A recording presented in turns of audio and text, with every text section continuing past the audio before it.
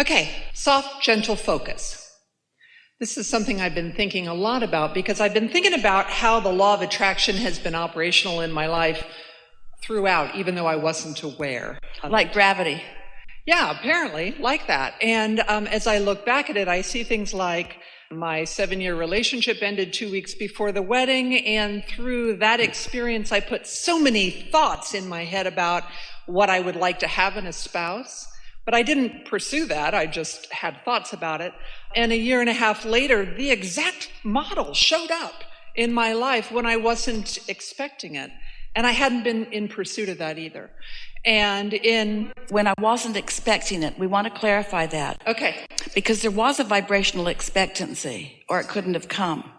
But what most people mean when they say I wasn't expecting it, they mean I wasn't working hard on making it happen. And hear the distinction. So that's a soft and gentle focus. I wasn't expecting it, meaning I wasn't laboring over it, but it was real and life caused it to be real. And then I got out of the way of my desire that was piqued by my unpleasant seeming experience. And then, yeah. Mm-hmm. Yeah. As that continues, I married the man, and he told me from day one we were going to go to Hawaii for our 10th anniversary. And I thought, okay, you're going to work for the church. I'm going to stay home and work part-time and take care of children. And I don't know how that's going to happen, but I never squashed the thought for him. Well, you were squashing it for yourself with those thoughts. I did. I squashed it for me. You just were demonstrating, yes. So did he go without you? No.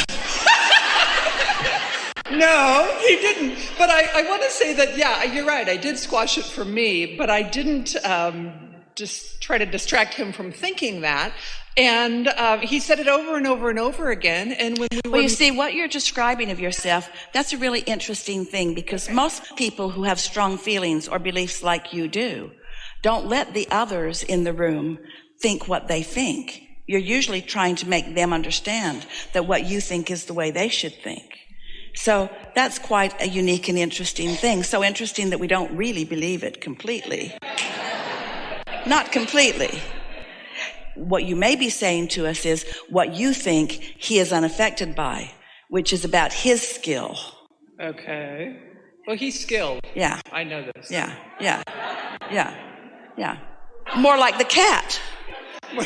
More like the cat, yeah. So those people in your life that live up close to you who don't do what you want them to do, they're skilled. You're getting what we mean. Yes. And so? So we were married 8 years, and Wheel of Fortune came to town looking for contestants, and he took me to Hawaii for 17 days. It was fabulous. It was fabulous. So what we want to hear from you is, was it a fluke that you went? No. No. Was it as a result of his clarity about it? Because he always said that and only that. That's true. And you resisted it because you didn't really believe it. What do you think was demonstrated there? That his desire was strong enough that it prevailed, or that you weren't as resistant as your words are implying? Well, I love this man enough to marry him, so I trust him in many regards, if not all regards. And he was so confident about it that I thought, well, that'd be lovely. I don't see how that's going to happen. But what we're getting at here is that this is really a fine-tuning thing that you're doing here. Because you're doing what a lot of people do. For the sake of telling a story and for the sake of trying to sort of sort things out, you said things in the story that must not have been too vibrationally evident because the manifestation was different than that. You said, he believed this, but I believed this. And then he kept believing this, and I was sort of doubtful about it, but maybe sort of believing about it. And then what he believed came about. And we want you to think about what your part in it was so that you can replicate whatever it was, because it did work. We don't want you to argue for limitations that are non-existent, any of you. And a lot of you argue for limitations that really aren't big for the sake of entertainment, for the sake of a good story, often for the sake of wanting to understand it, but that doesn't fall into the soft and gentle focus, does it? That falls into the creating a little bit more drama for myself than I really needed to. What we're getting at is, what do you think the point of your story was? With all the words that you offer to us, what were you really trying to convey to us? Were you trying to convey, I have a husband whose mind is so clear that he gets what he wants even when I defy it a little bit? Or were you trying to convey, at first I didn't believe, but his belief then caused me to believe more? Or were you trying to convey, I have something in the vortex and I didn't think that much about it, and because I didn't think that much about it against it and he was thinking only for it, it happened for us? That one. Yeah. Yes, that's the one. Yeah. Yeah. Yeah, and that's I guess what I wanted to point out for myself and perhaps for other people too, is that the law of attraction's always been operational. I just wasn't aware of it. It was happening when my husband appeared. It was happening when the trip appeared. So let's take this even further. Not only has law of attraction always been operational, even though you may have not been aware of it, but step 1, step 2, step 3 was operational, even though you may not have been aware of it. And so it's like our friend just before you is describing to us that she sort of is just naturally in this place where she doesn't go looking for vibrational issues to clutter up her vibration with. Where most people, in your quest for interaction with each other and in your quest for being understood, you're on a scavenger hunt all the time, looking for stuff that actually gets in your way. Yeah. So, what I am noticing these days, because I have been like aware of your teachings for, I don't know, 5 years, maybe a while, that I'm being intentional about what I would like to see happen in my life. And this is really, for myself, where the soft, gentle focus comes in. Yes. Because that's been the question I've been thinking about. Well, this recently. is the question that's really active in this room today. So when I'm intentional, am I helping myself or am I hindering myself? Because here's the answer to this question. So you get it, that when you ask, it is given, blah, blah, blah, blah, blah. The question is, how do you get in the receptive mode? And then another question, equally important, is, how do I know that I'm in the receptive mode of my vortex? And how do I know when I'm in the receptive mode of my problem? Well, the answer to that is, the softer you feel about it, the more likely it is that you are in the receptive mode of what your inner being knows. If you feel like you've got to work hard at it, then something is active in your vibration that you feel that you need to overcome. Can you feel that?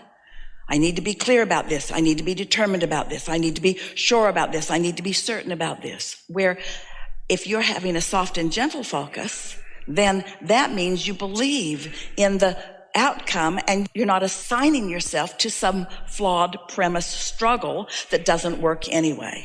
That's why many, many, many times in a day, as a thought occurs to Esther, she asks herself, okay, did that come from Abraham? Did that come from my vortex? Did that thought come from someone who knows what I really want, who is moving me toward the solution of what I want? Or did that thought come from my awareness that I've got a problem that I'm trying to work on? It's really pretty easy once you get focused in this way, because your receptors are always open. It's like your radio is always on, but your proclivity to be tuned to who you really are gets better every day if you're consciously aware of what that feels like in relationship to the other. We've been saying to you specifically, and to a lot of you for a long time, you're trying too hard. And when you try too hard, it's because your awareness is on the obstacles that you're needing to overcome.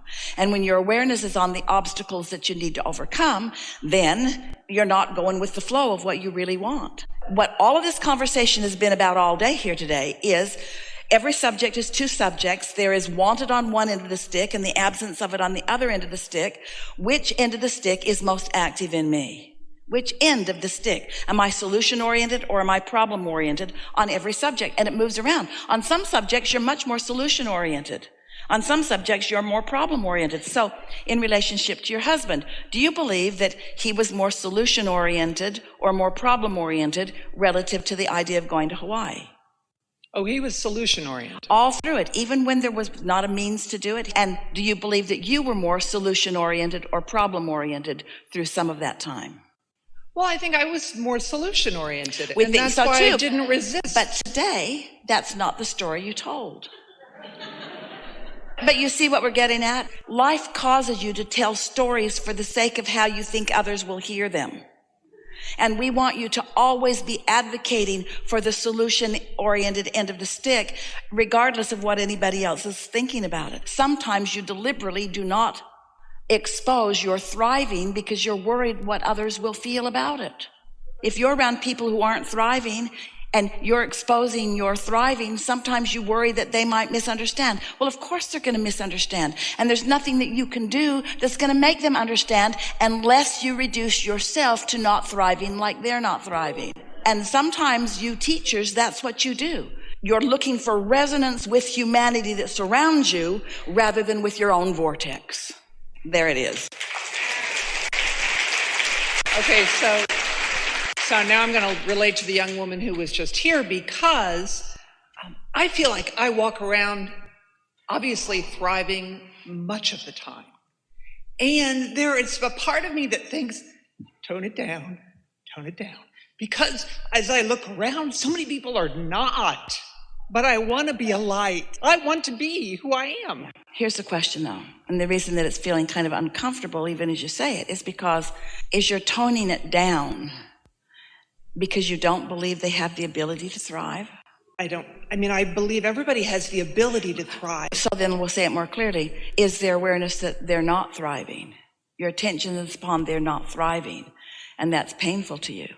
So it isn't about whether you're toning down your own thriving or not. It's what you're focused upon relative to them. And that's why our friend who was just talking to us, and we were really admiring her ability to do that, she's just sort of walking around a little detached. She's not in their business about whether they're thriving or not. That's why we call Facebook nosebook. You've got your noses in places that may be helping you and may not be. A little more attention to what's going on with you, a lot more attention to your relationship with your inner being, a lot more attention to how you feel. And we haven't used this word here today, but satisfaction is the key for you because you are a teacher to the very core of your being. We never meet anyone who cares more about being an uplifter. And you've gone at it in a lot of different ways. You've found personal thriving and you've expressed it, only to find that a lot of people don't respond well to somebody who's really thriving when they're not. So you think, well, that didn't work, so maybe I'll show less thriving. So then you show less thriving, and that doesn't work because then you're joining them in that vibration. And so the only way that you can be joyful in this world is to be in connection with who you really are. And the only way that you can stay in connection with who you really are is by not giving too much attention to those who are not in connection. It really comes down to you get what you think about. So that's why we began this gathering today by talking about how most people are offering most of their vibration in response to what they are seeing and hearing and smelling and tasting and touching. Your observation of things already manifested dictates way too high of a proportion of your vibration. So if you could just reel that in a little bit. Don't be so interested in these manifestations that really are like the gum that somebody's chewed the flavor out of. Don't pay so much attention to what you want to call reality, which is already manifested, and start focusing upon the reality that is in the process of becoming. And then you'll feel joyful all of the time. Like when you're seeing someone that's not thriving, so what? That's old news. That's how they're living in response to how they've been thinking. And it's how they're living in response maybe even to how you've been thinking about how they're thinking. But this is a new day. You're not noticing how they are in terms of manifestation. You're not looking at the thriving that they've accomplished or not accomplished. Instead, you're seeing them, maybe even seeing their problem that you know has created a solution. And you're looking toward their solution. You can be an advocate for a solution for someone that doesn't even know there's a solution. When you get the hang of this, you've heard what we've been saying today, and we know for sure that you know that there's a vibrational reality that we want you to focus toward, don't you? So what if you're an uplifter, as you are, and you know that this person who maybe is having a hard time also has a vortex full of all kinds of things that they want. And what if you had the discipline, as Jesus said, to turn the other cheek, and you were looking at their vibrational reality rather than at their physical manifested reality? What if you see them as their inner being sees them? And what if you, standing there and feeling it so strongly that you have such resonance with your inner being that now you are like one who is 1,000,000 times more powerful because you're connected to this energy stream. You're in this receptive mode. What if you stand there in concert with your inner being and with their inner being, beholding them? Don't you think that it's a whole lot more likely for them to see themselves now in the way that you